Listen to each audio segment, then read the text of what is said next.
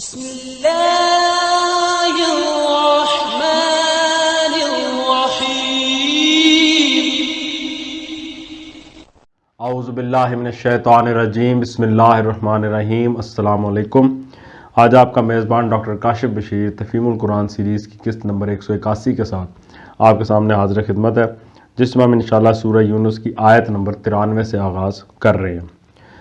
اس دعا کے ساتھ کہ اللہ تعالیٰ کا لاکھ لاکھ شکر ہے جتنی بھی نعمتیں اس نے بنی نوع انسان کے لیے پیدا فرمائیں،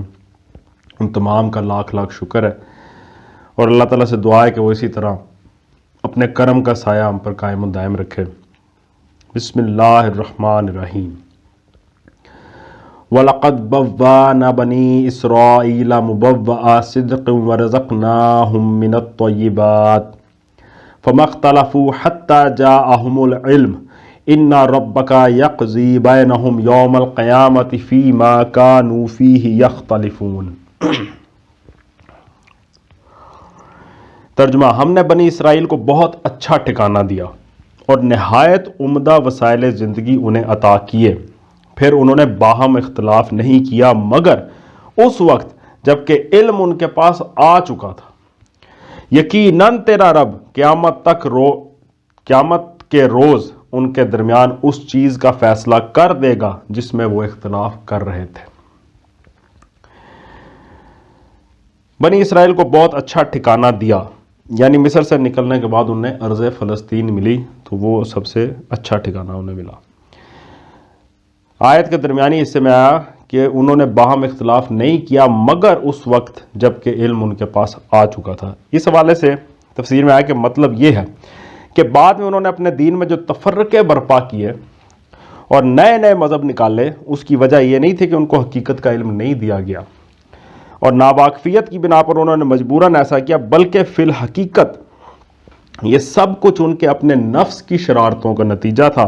خدا کی طرف سے تو انہیں واضح طور پر بتا دیا گیا تھا کہ دین حق یہ ہے، یہ اس کے اصول ہیں، یہ اس کے تقاضے اور مطالبے ہیں، یہ کفر و اسلام کے امتیازی حدود ہیں، اطاعت اس کو کہتے ہیں، معصیت اس کا نام ہے، ان چیزوں کی باز پرس خدا کے ہاں ہونی ہے، اور یہ وہ قواعد ہیں جن پر دنیا میں تمہاری زندگی قائم ہونی چاہیے۔ مگر ان صاف صاف ہدایتوں کے باوجود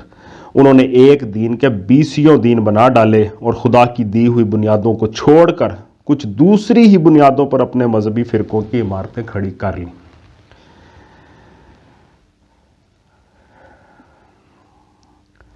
اللہ تعالیٰ ہمیں سمجھنے کی توفیق عطا فرمائے کہ آج کل ہمارا کیا حال ہے، ہم نے کیا اشر کیا ہوا ہے۔ فَإِن كُنْتَ فِي شَكٍّ مِّمَّا أَنزَلْنَا إِلَيْكَ فَاسْأَلِ الَّذِينَ يَقْرَؤُونَ الْكِتَابَ مِن قَبْلِكَ لَقَدْ جَاءَكَ الْحَقُّ مِن رَبِّكَ فَلَا تَكُونَنَّ مِنَ الْمُمْتَرِينَ۔ ترجمہ: اب اگر تجھے اس ہدایت کی طرف سے کچھ بھی شک ہو جو ہم نے تجھ پر نازل کی ہے تو ان لوگوں سے پوچھ لے جو پہلے سے کتاب پڑھ رہے ہیں، فی الواقع یہ تیرے پاس حق ہی آیا ہے تیرے رب کی طرف سے، لہٰذا تو شک کرنے والوں میں سے نہ ہو۔ وَلَا تَكُونَنَّ مِنَ الَّذِينَ كَذَّبُوا بِآيَاتِ اللَّهِ فَتَكُونَ مِنَ الْخَاسِرِينَ، اور ان لوگوں میں نہ شامل ہو جنہوں نے اللہ کی آیات کو جھٹلایا ہے، ورنہ تو نقصان اٹھانے والوں میں سے ہوگا۔ تفسیر میں آتا ہے یہ خطاب بظاہر نبی صلی اللہ علیہ وآلہ وسلم سے ہے، مگر دراصل بات ان لوگوں کو سنانی مقصود ہے جو آپ کی دعوت میں شک کر رہے تھے، اور اہل کتاب کا حوالہ اس لیے دیا گیا ہے کہ عرب کے عوام تو آسمانی کتابوں کے علم سے بے بہرا تھے، ان کو تو پتہ ہی نہیں تھا، ان کے لیے یہ آواز ایک نئی آواز تھی، مگر اہل کتاب کے علماء کرام سے جو لوگ منصف مزاج تھے، سمجھتے تھے، وہ اس امر کی تصدیق کر سکتے تھے کہ جس چیز کی دعوت قرآن دے رہا ہے یہ وہی چیز ہے جس کی دعوت تمام پچھلے انبیاء دیتے آئے ہیں۔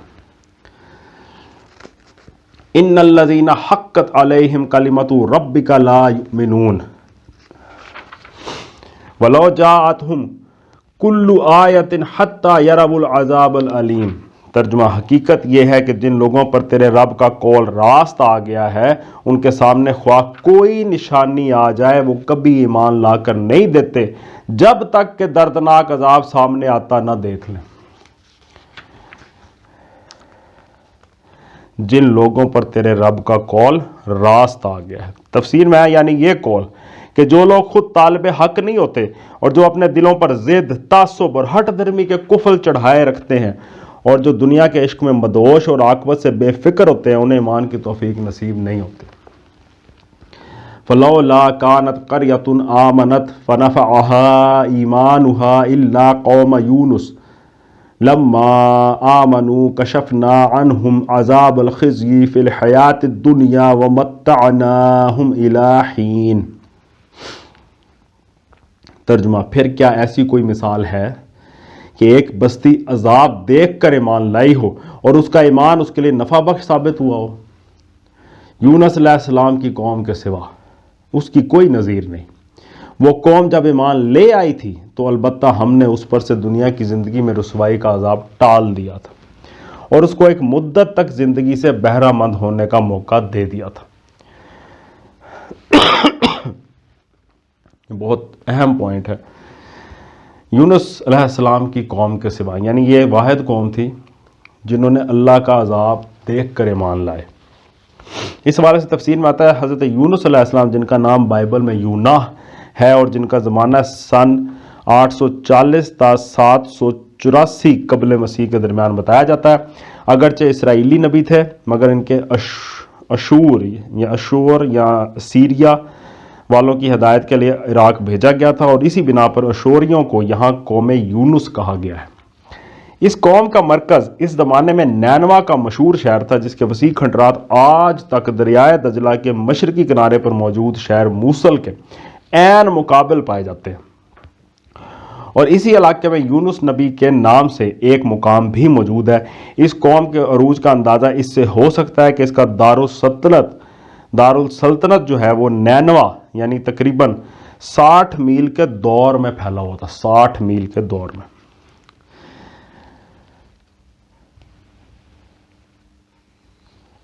قرآن میں اس قصے کی طرف 3 جگہ صرف اشارات کیے گئے ہیں، کوئی تفصیل نہیں دی گئی۔ اس حوالے سے سورہ انبیاء میں آیات نمبر 87-88، سورہ صافات میں 139 تا 148، سورہ القلم میں آیت نمبر 48 تا آیت نمبر 50 تک اس حوالے سے اشارے موجود ہیں اس قوم کے اس قصے کے حوالے سے۔ اس لیے یقین کے ساتھ نہیں کہا جا سکتا کہ یہ قوم کن خاص وجوہ کی بنا پر خدا کے اس قانون سے مستثنیٰ کی گئی کہ عذاب کا فیصلہ ہو جانے کے بعد کسی کا ایمان اس کے لیے نافع نہیں ہوتا۔ بائبل میں یوناہ کے نام سے جو مختصر سا صحیفہ ہے اس میں کچھ تفصیل تو ملتی ہے مگر وہ چندہ قابل اعتماد نہیں ہے، کیونکہ اول تو نہ وہ آسمانی صحیفہ ہے نہ خود یونس علیہ السلام کا اپنا لکھا ہوا ہے، بلکہ ان کے 400-500 برس بعد کسی نامعلوم شخص نے اسے تاریخ یونس کے طور پر لکھ کر مجموعہ کتب مقدسہ میں شامل کر دیا ہے۔ دوسرے اس میں بعض صریح محملات بھی پائے جاتے ہیں جو ماننے کے قابل نہیں ہیں، تاہم قرآن کے اشارے اور صحیفہ یونس کی تفصیلات پر غور کرنے سے وہی بات صحیح معلوم ہوتی ہے جو مفسرین قرآن نے بیان کی ہے کہ حضرت یونس علیہ السلام چونکہ عذاب کی اطلاع دینے کے بعد اللہ تعالیٰ کی اجازت کے بغیر اپنا مستقر یعنی اپنا علاقہ چھوڑ کر چلے گئے تھے، اس لیے جب آثار عذاب دیکھ کر آشوریوں نے توبہ و استغفار کی تو اللہ تعالیٰ نے انہیں معاف کر دیا۔ قرآن مجید میں خدائی دستور کے جو اصول و کلیات بیان کیے گئے ہیں ان میں ایک مستقل دفعہ یہ بھی ہے کہ اللہ تعالیٰ کسی قوم کو اس وقت تک عذاب نہیں دیتا جب تک اس پر اپنی حجت پوری نہیں کر لیتا۔ بس جب نبی نے اس قوم کی مہلت کے آخری لمحے تک نصیحت کا سلسلہ جاری نہ رکھا اور اللہ کے مقرر کردہ وقت سے پہلے بطور خود ہی وہ ہجرت کر گیا تو اللہ تعالیٰ کے انصاف نے اس کی قوم کو عذاب دینا گوارا نہ کیا۔ یہ اللہ کا انصاف ہے کیونکہ اس پر اتمام حجت کی قانونی شرائط پوری نہیں ہوئی تھی۔ سبحان اللہ۔ آیت کے آخر میں آیا کہ اور اس کو ایک مدت تک زندگی سے بہرہ مند ہونے کا موقع دے دیا گیا، یعنی وہ جو قوم یونس تھی ان کو پھر مہلت مل گئی۔ جب یہ قوم ایمان لے آئی تو اس کی مہلت عمر میں اضافہ کر دیا گیا۔ بعد میں اس نے پھر خیال و عمل کی گمراہیاں اختیار کرنی شروع کیں، नाहूम, یہ بھی ایک نبی ہیں، ناحوم نبی، سن اس کا ہے جی 720 تا 698 قبل مسیح نے اس قوم کو متنبع کیا مگر کوئی اثر نہ ہوا۔ پھر صفنیہ نبی سن 640 تا 609 قبل مسیح نے اس کو آخری تنبیہ کی، وہ بھی کارگر نہ ہوئی۔ آخر کار سن 612 قبل مسیح کے لگ بھگ زمانے میں اللہ تعالیٰ نے میڈیا والوں کو اس پر مسلط کر دیا۔ میڈیا کا بادشاہ بابل والوں کی مدد سے آشور کے علاقے پر چڑھ آیا۔ آشوری فوج شکست کھا کر نینوا میں محصور ہو گئی۔ کچھ مدت تک اس نے سخت مقابلہ کیا، پھر دجلے کی طغیانی نے فصیل شہر توڑ دی اور حملہ آور اندر گھس گئے۔ پورا شہر جلا کر خاک سیاہ کر دیا گیا۔ گرد و پیش کے علاقے کا بھی یہی حشر ہوا۔ آشور کا بادشاہ خود اپنے محل میں آگ لگا کر جل مرا، اور اس کے ساتھ ہی آشوری سلطنت و تہذیب بھی ہمیشہ کے لیے ختم ہو گئی۔ زمانہ حال میں آثار قدیمہ کی جو کھدائیاں اس علاقے میں ہوئی ہیں ان میں آتش زدگی کے نشانات کثرت سے پائے جاتے ہیں۔ وَلَوْ شَاءَ رَبُّكَ لَآمَنَ مَنْ فِي الْأَرْضِ كُلُّهُمْ جَمِيعًا أَفَأَنْتَ تُكْرِهُ النَّاسَ حَتَّى يَكُونُوا مُؤْمِنِينَ۔ ترجمہ، اگر تیرے رب کی مشیت یہ ہوتی کہ زمین میں سب مومن فرما بردار ہی ہوں تو سارے اہل زمین ایمان لے آئے ہوتے، پھر کیا تو لوگوں کو مجبور کرے گا کہ وہ مومن ہو جائیں؟ یعنی یہ اللہ کی مشیت اگر ہوتی تو یہ کوئی مشکل کام نہیں تھا۔ اس حوالے سے تفسیر میں آتا ہے کہ اگر اللہ کی خواہش ہوتی کہ اس زمین میں صرف اطاعت گزار فرما بردار مومن ہی مومن ہو اور کفر و نافرمانی کا سرے سے وجود ہی نہ ہو تو اس کے لیے یہ مشکل کام نہ تھا۔ وہ تمام اہل زمین کو مومن و مطیع پیدا کرتا اور نہ یہی مشکل ہوتی کہ سب کے دل اپنے ایک ہی تکوینی اشارے سے ایمان و اطاعت کی طرف پھیر دیتا، مگر نوع انسانی کے پیدا کرنے میں جو حکیمانہ غرض اس کے پیش نظر ہے وہ اس تخلیقی و تکوینی جبر کے استعمال سے فوت ہو جاتی۔ اس لیے اللہ تعالیٰ خود ہی انسانوں کو ایمان لانے یا نہ لانے اور اطاعت اختیار کرنے یا نہ کرنے میں آزاد رکھنا چاہتا ہے۔ آیت کے آخر میں ہے کہ پھر کیا تو لوگوں کو مجبور کرے گا کہ وہ مومن ہو جائیں؟ یہ ایک سوال اللہ تعالیٰ نے سامنے رکھا۔ اس حوالے سے تفسیر میں آیا کہ اس کا یہ مطلب نہیں ہے کہ نبی صلی اللہ علیہ وآلہ وسلم لوگوں کو زبردستی مومن بنانا چاہتے تھے اور اللہ تعالیٰ آپ کو ایسا کرنے سے روک رہا تھا۔ دراصل اس فکرے میں وہی انداز بیان اختیار کیا گیا جو قرآن میں بکثرت مقامات پر ہمیں ملتا ہے کہ خطاب بظاہر تو نبی پاک صلی اللہ علیہ وآلہ وسلم سے ہوتا ہے، مگر اصل میں لوگوں کو وہ بات سنانی مقصود ہوتی ہے، سمجھانی مقصود ہوتی ہے، جو نبی کو خطاب کر کے فرمائی جاتی ہے کہ یہاں جو کچھ کہنا مقصود ہے وہ یہ ہے کہ لوگوں حجت اور دلیل سے ہدایت اور ضلالت کا فرق کھول کر رکھ دیا ہے، اس کو سمجھ لو، اور راہ راست صاف صاف دکھا دینے کا جو حق تھا وہ تو ہمارے نبی نے پورا کر دیا ہے۔ اب اگر تم خود راست رو بننا نہیں چاہتے اور تمہارا سیدھی راہ پر آنا صرف اسی پر موقوف ہے کہ کوئی تمہیں زبردستی راہ راست پر لے کے آئے، تو تمہیں معلوم ہونا چاہیے کہ نبی کے سپرد یہ کام نہیں ہے۔ ایسا جبری ایمان اگر اللہ کو منظور ہوتا تو اس کے لیے اسے نبی بھیجنے کی ضرورت ہی کیا تھی؟ یہ کام تو وہ خود جب چاہتا کر سکتا تھا۔ وَمَا كَانَ لِنَفْسٍ أَن تُؤْمِنَ إِلَّا بِإِذْنِ اللَّهِ وَيَجْعَلُ الرِّجْسَ عَلَى الَّذِينَ لَا يَعْقِلُونَ۔ ترجمہ، کوئی متنفس اللہ کے اذن کے بغیر ایمان نہیں لا سکتا، اور اللہ کا طریقہ یہ ہے کہ جو لوگ عقل سے کام نہیں لیتے وہ ان پر گندگی ڈال دیتا ہے۔ اللہ کے اذن کے بغیر ایمان نہیں لا سکتا، تفسیر میں آیا یعنی جس طرح تمام نعمتیں تنہا اللہ کے اختیار میں ہیں اور کوئی شخص کسی نعمت کو بھی اللہ کے اذن کے بغیر نہ خود حاصل کر سکتا ہے نہ کسی دوسرے شخص کو بخش سکتا ہے، اسی طرح یہ نعمت بھی کہ کوئی شخص صاحب ایمان ہو اور راہ راست کی طرف ہدایت پائے اللہ کے اذن پر منحصر ہے۔ کوئی شخص نہ اس نعمت کو اذن الہی کے بغیر خود پا سکتا ہے اور نہ کسی انسان کے اختیار میں یہ ہے کہ جس کو چاہے یہ نعمت عطا کر دے۔ پس نبی اگر سچے دل سے یہ چاہے بھی کہ لوگوں کو مومن بنا دے تو نہیں بنا سکتا، اس کے لیے اللہ کا اذن اور اس کی توفیق درکار ہے۔ آیت کے آخر میں آیا کہ جو لوگ عقل سے کام نہیں لیتے اللہ ان پر گندگی ڈال دیتا ہے۔ اس کے بارے میں تفسیر ہے کہ یہاں صاف بتا دیا گیا کہ اللہ کا اذن اور اس کی توفیق کوئی اندھی بانٹ نہیں ہے، تھوڑی سی ایفرٹ ہے، عقل سے کام لینا بہت ضروری ہے۔ لاجک پہ چلیں گا جو انسان چلے گا، اللہ بھی اس کی طرف جائے گا اور اسے توفیق بھی دے گا۔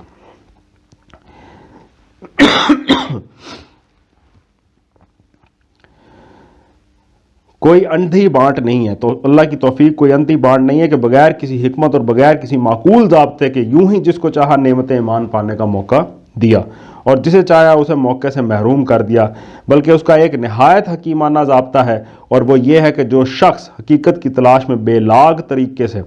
اپنی عقل کو ٹھیک ٹھیک استعمال کرتا ہے، اس کے لیے تو اللہ کی طرف سے حقیقت رسی کے اسباب و ذرائع اس کی صحیح و طلب کے تناسب سے مہیا کر دیے جاتے ہیں،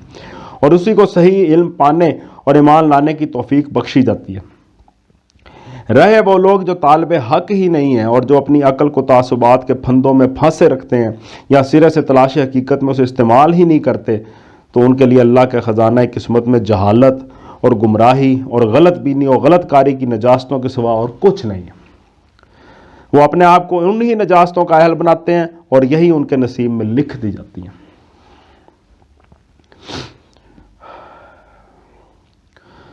قُلِ انظُرُوا مَاذَا فِي السَّمَاوَاتِ وَالْأَرْضِ وَمَا تُغْنِي الْآيَاتُ وَالنُّذُرُ عَنْ قَوْمٍ لَا يُؤْمِنُونَ۔ ترجمہ، ان سے کہو زمین اور آسمانوں میں جو کچھ ہے اسے آنکھیں کھول کر دیکھو، اور جو لوگ ایمان لانا ہی نہیں چاہتے ان کے لیے نشانیاں اور تنبیہیں آخر کیا مفید ہو سکتی ہیں۔ تفسیر میں آیا یہ ان کے اس مطالبے کا آخری اور قطعی جواب ہے جو وہ ایمان لانے کے لیے شرط کے طور پر پیش کرتے تھے کہ ہمیں کوئی نشانی دکھائی جائے جس سے ہم کو یقین آ جائے کہ تمہاری نبوت سچی ہے۔ اس کے جواب میں فرمایا جا رہا ہے اگر تمہارے اندر حق کی طلب اور قبول حق کی آمادگی ہو تو وہ بے حد و حساب نشانیاں جو زمین و آسمان میں ہر طرف پھیلی ہوئی ہیں، اس کی قدرت تو ہر طرف ہے، تمہیں پیغام محمدی کی صداقت کا اطمینان دلانے کے لیے وہ کافی سے بھی زیادہ ہیں وہ نشانیاں، صرف آنکھیں کھول کر انہیں دیکھنے کی ضرورت ہے۔ اتنی ایفرٹ کرنی ہے، اتنا سوچنا، اپنے دماغ کو نیوٹرل رکھ کے سوچنا ہے۔ لیکن اگر یہ طلب اور یہ آمادگی ہی تمہارے اندر موجود نہیں ہے تو پھر کوئی نشانی بھی، خواہ وہ کیسی ہی خارق عادت اور عجیب و غریب ہو، تم کو نعمت ایمان سے برابر نہیں کر سکتی۔ ہر معجزے کو دیکھ کر تم فرعون اور اس کی قوم کے سرداروں کی طرح کہو گے کہ یہ تو جادوگری ہے۔ اس مرض میں جو لوگ مبتلا ہوتے ہیں ان کی آنکھیں صرف اس وقت کھلا کرتی ہیں جب خدا کا قہر اپنی ہولناک سخت گیری کے ساتھ ان پر ٹوٹ پڑتا ہے، جس طرح فرعون کی آنکھیں ڈوبتے وقت کھلی تھیں، مگر عین گرفتاری کے موقع پر جو توبہ کی جائے اس کی کوئی قیمت نہیں ہے۔ فَهَلْ يَنْتَظِرُونَ إِلَّا مِثْلَ أَيَّامِ الَّذِينَ خَلَوْا مِنْ قَبْلِهِمْ قُلْ فَانْتَظِرُوا إِنِّي مَعَكُمْ مِنَ الْمُنْتَظِرِينَ۔ ترجمہ، اب یہ لوگ اس کے سوا اور کس چیز کے منتظر ہیں کہ وہی برے دن دیکھیں جو ان سے پہلے گزرے ہوئے لوگ دیکھ چکے ہیں۔ ان سے کہو اچھا انتظار کرو، میں بھی تمہارے ساتھ انتظار کرتا ہوں۔ ثُمَّ نُنَجِّي رُسُلَنَا وَالَّذِينَ آمَنُوا كَذَلِكَ حَقًّا عَلَيْنَا نُنْجِي الْمُؤْمِنِينَ۔ ترجمہ، پھر جب ایسا وقت آتا ہے تو ہم اپنے رسولوں کو اور ان لوگوں کو بچا لیا کرتے ہیں جو ایمان لائے ہوں۔ ہمارا یہی طریقہ ہے، ہم پر یہ حق ہے کہ مومنوں کو بچا لیں۔ صدق اللہ العلی العظیم۔ الحمدللہ آج ہم نے سورہ یونس کی آیت نمبر 103 تک کا ترجمہ اور تفسیر پر غور کرنے کی کوشش کی ہے۔ اللہ تعالیٰ سے دعا ہے کہ اللہ تعالیٰ ہماری اس کوشش کو قبول فرمائے اور اس سلسلے میں ہمیں استقامت عطا فرمائے، ہمارے پڑھنے کو قبول فرمائے، آپ کے سننے کو قبول فرمائے، اور ایسے اسباب پیدا فرما دے، ایسے حالات پیدا فرما دے کہ دین پہ چلنا، صراط مستقیم پہ چلنا آسان ہو جائے، ہم جیسے کمزور لوگوں کے لیے آسانیاں ہو جائیں کہ ہم بالکل پوری طرح سے اسلام میں داخل ہو جائیں، اپنی زندگیوں پہ اسلام کو نافذ کر لیں۔ اسی دعا کے ساتھ آپ سے اجازت چاہیں گے، اپنا بہت خیال رکھیں، آپ لوگوں کا بہت بہت شکریہ، اللہ حافظ۔